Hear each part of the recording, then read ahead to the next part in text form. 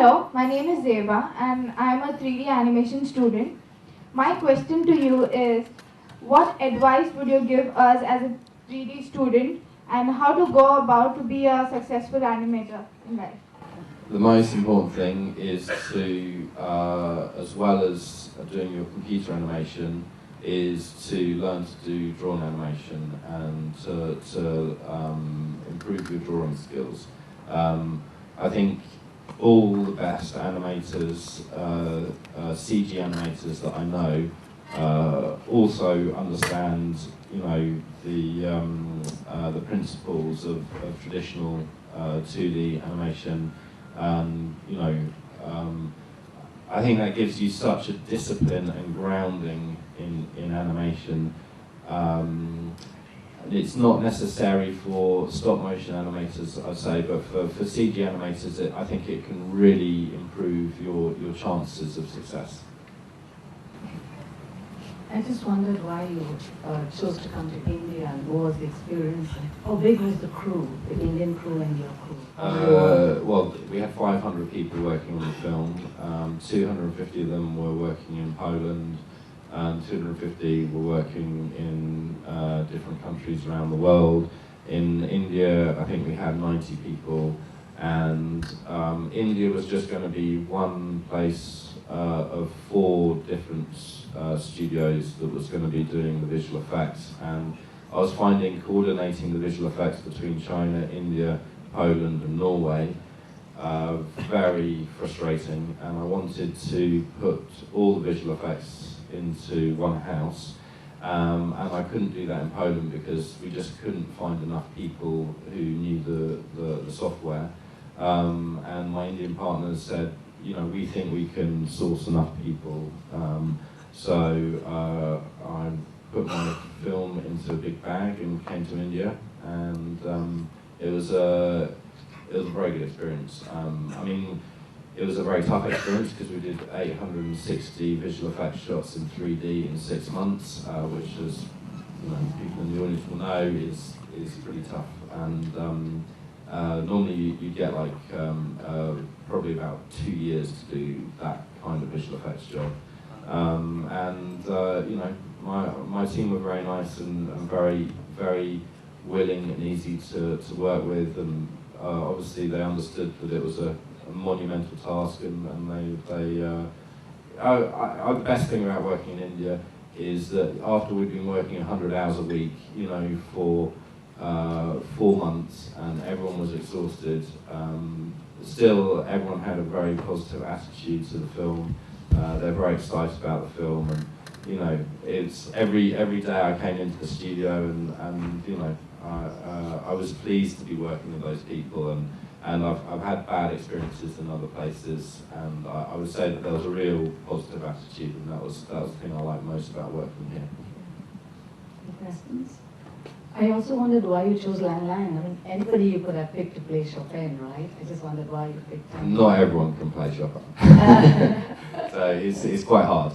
I was very, very lucky because, Lang Lang is the most famous classical musician in the world, and I'd already approached a number of top Polish pianists, and they had turned it down, saying, I don't want to be involved in animation, it's not, it's not right.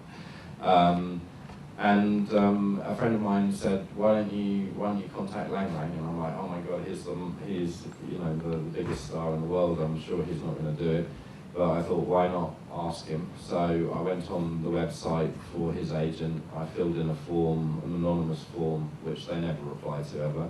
And to my nice surprise, half an hour later, I had the head of Columbia Artist Management on the phone going, Lang Lang, Chopin, animation, yes, I'm doing it. So it turns out that Lang Lang is a huge animation fan, and he actually credits Tom and Jerry with making his decision at the age of 2 to become a concert pianist. Wow, that's amazing. Yeah, that's why his comment was very important to the film, I think. Yeah. And an actress like Heather Graham, any particular reason for choosing her? She's very pretty. So many pretty actresses around. But was it easy managing these big stars and small kids and this huge team? Yeah, I mean, working with kids is difficult and time consuming, and we didn't have any time, and we were shooting in 3D, which is very limiting. I think if you work with kids, then you want time and you want as many takes as possible, and that's the most important thing. And we had,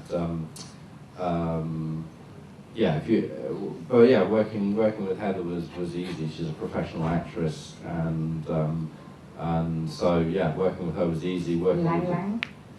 Lang Lang was difficult. I mean, he's a lovely man, and but there was two things that were difficult. One is that he does 150 concerts a year, and you know, so you say to Lang Lang, I want you to be in the film. Or he said to me, actually, I want to be in the film, and so I said yes. And I go, right, you need to come to Poland for 4 weeks. And he was like, well, I can give you 4 hours, because I've got a concert then. And so we had to be very creative about how we used him. We basically turned him into a hologram, and that's how we had him in the film, really. We had 10 days with him. And he's not an actor, and you know, he's very articulate. His accent is quite difficult to understand when he's acting. It's not when he's speaking.